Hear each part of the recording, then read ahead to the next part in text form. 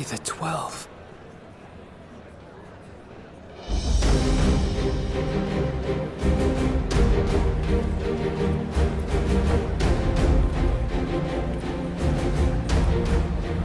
Glad you could join us. I hope you don't mind, but we went ahead and started without you. As you can imagine, our traveling companions were eager to become acquainted. 'Tis a rare thing indeed to see such a diverse and talented group of individuals assembled for a single purpose. We fight not only for the sake of Eorzea, but for the entire world, including the people of Garlemald. Much rides on the efforts of the Ilsabard contingent. Indeed, which is why I am glad to find myself in the company of many trusted comrades, yourselves included.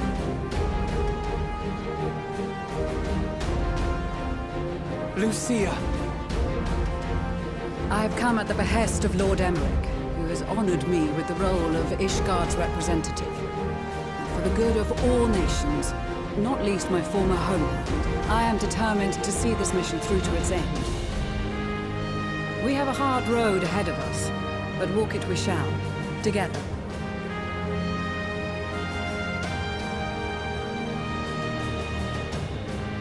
We too welcome this opportunity to work together once more. I have faith that, if there is a way to resolve this conflict, we will find it.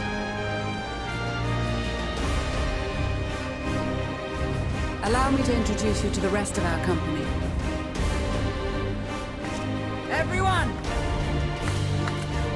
If I may have your attention.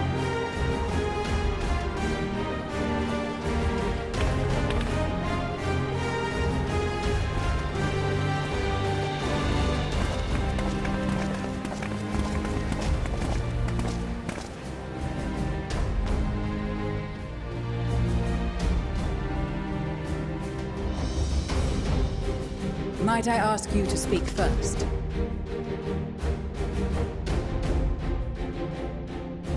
If I must. I am Arun Senna, spokesman for the Gridanian delegation, here on behalf of my esteemed sister, the Elder Seedseer. We shall provide support and protection to those in need during our time in Garlemald. To that end, I am joined by healers selected by the Conjurers Guild, with the Order of the Twin Adder's Finest serving as our escort.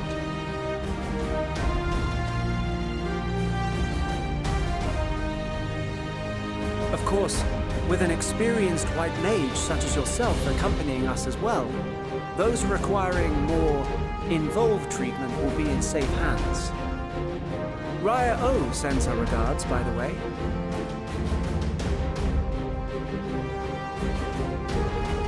Suppose I'd better say my piece. Wait, I know you. The name's Sicard, in case you've forgotten. Truth be told, I'd rather you had forgotten.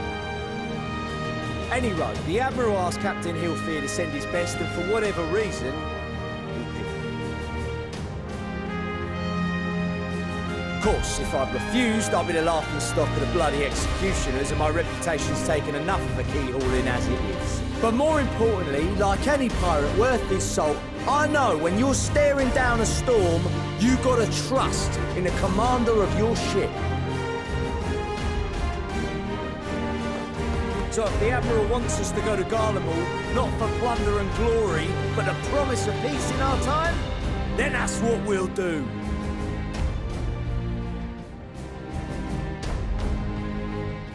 Since we all know how much the Empire loves its steel, we thought we'd bring along a few smiths to make the most of it. Give them a pile of scrap and they'll cobble together anything you fancy. Of course, just like the Gridanians, we got fighters of our own. We might have come with a more constructive purpose in mind, but we're more than capable of cracking skulls, believe you me. Well, you're certainly raring to go. Then again, so are we. The most dependable warriors of Uldar and Alamigo have assembled at the Sultana and General Aldin's behest.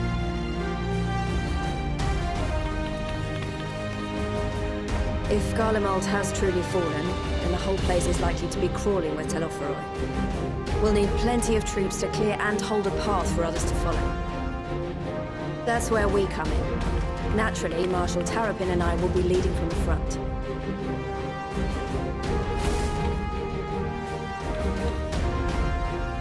It's been some time since I last saw you in your element on the battlefield.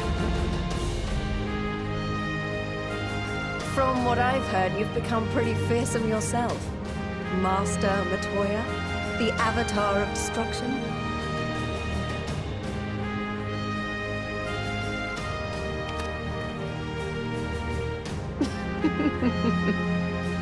With comrades like these, I know we'll succeed, no matter what awaits us. And then we might finally get a chance to enjoy a good long rest. But until then, let's give it our all.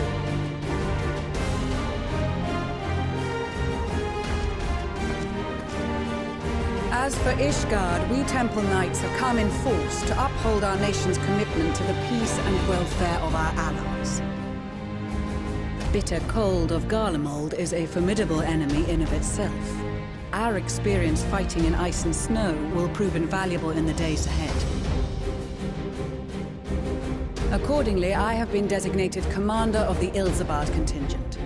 I will do all in my power to provide you with the leadership and guidance you require. The four high houses, House Hylinart foremost among them, have arranged for a host of machinists to join us on our mission. Their knowledge of Imperial Magitech is sure to be a great boon. They will address any problems of a technical nature, together with the smiths of Limpsa Lumitsa. There is another awaiting introduction. Lord Immersive! Ah, yes.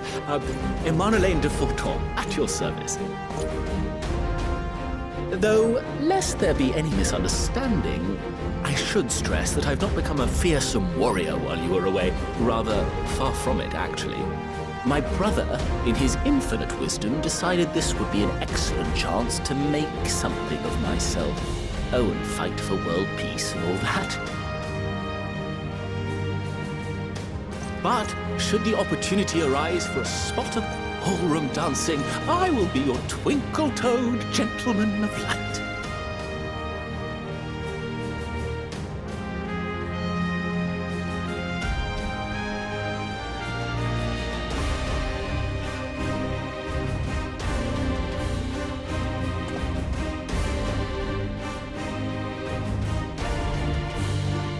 Huzzah! I cannot wait to regale Honohua with my tales of daring-do. I believe that concludes introductions for the Grand Company of Eorzea. Our allies from the Eastern Alliance were due to arrive some time ago, but it would appear they have been delayed. Would that be the shinobi of Doma? Actually, they've been tasked with relaying messages back and forth between the various Eastern nations.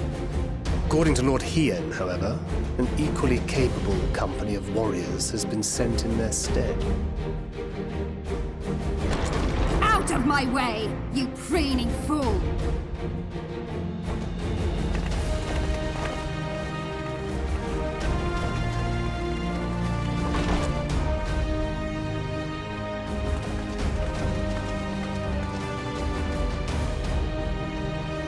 Forgive us for coming late. We are the delegates of the Eastern Alliance. Cyrena, and you've brought company. For battle and blood we come, as the steppe is sorely lacking in both. No towers befoul our lands, so we marched on those of Doma, only to find them beyond our reach.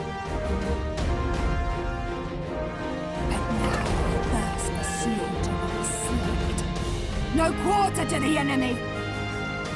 Sadu Hatun, no. We go to make peace with the Iron Men, not war. Warriors of the Steppe, we've heard many tales of your bravery. We welcome you as allies. And these other ones you have brought are... Members of the Dalmascan resistance group, Lente's Tears.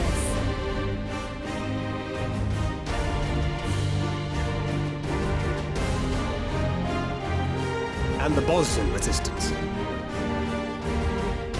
Between them, they have a wealth of experience in espionage, and are particularly adept at infiltrating Imperial facilities, which is fortuitous, since Garlemald's domain is so vast that I could never hope to handle reconnaissance duties all by myself. Dalmasca, Bosnia, Alamigo. All lands which have suffered the tyranny of the Empire. I would never presume to question your motives. Nevertheless, I must reiterate that our goal is to aid the victims of the Telophoroi, the common folk of Garlemald. And they are victims, make no mistake. Though I understand that many may struggle to see them as such. You're more right than you know. For every one of us that answered the call, there were a dozen that refused.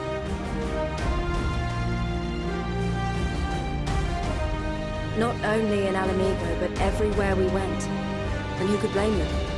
The Empire's always been the enemy.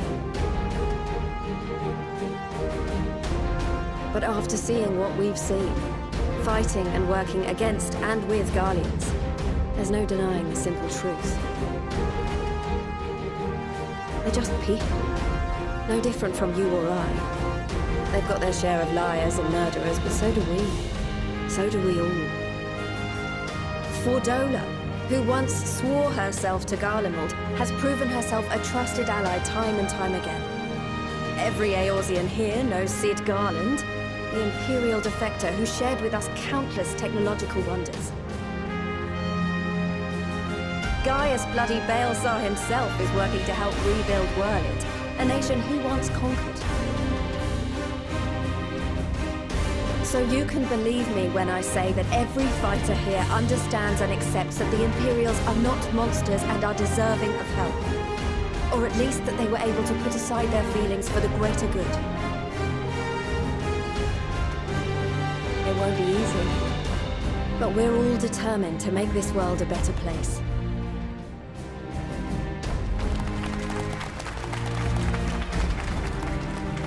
What lingering concerns I may have had were clearly unwarranted.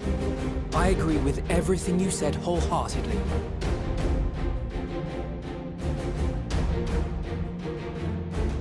Then we are in accord. Now, let us review our strategy. To reach the Garlean capital in northern Ilsabard, we must cross the central mountain range.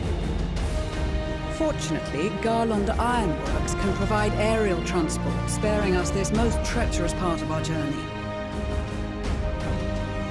However, attempting to fly any closer to Garlemald would attract the attention of the Telophoroi.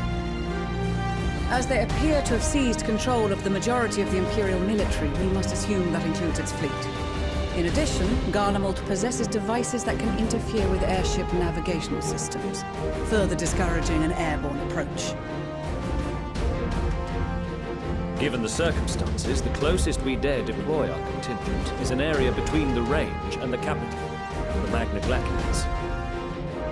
From there, we must travel the rest of the way on foot. We will also need to bring the airships with us to ensure we can withdraw with haste. Although much of the terrain will be blanketed in snow, we should be able to make use of local roads and shipping facilities. The vast ice field will afford us an unobstructed view of the surrounding area. On the other hand, it will also allow others to easily spot us, so it is imperative that we only make camp in positions where we can easily defend ourselves. And the airships, which must be kept safe at all costs.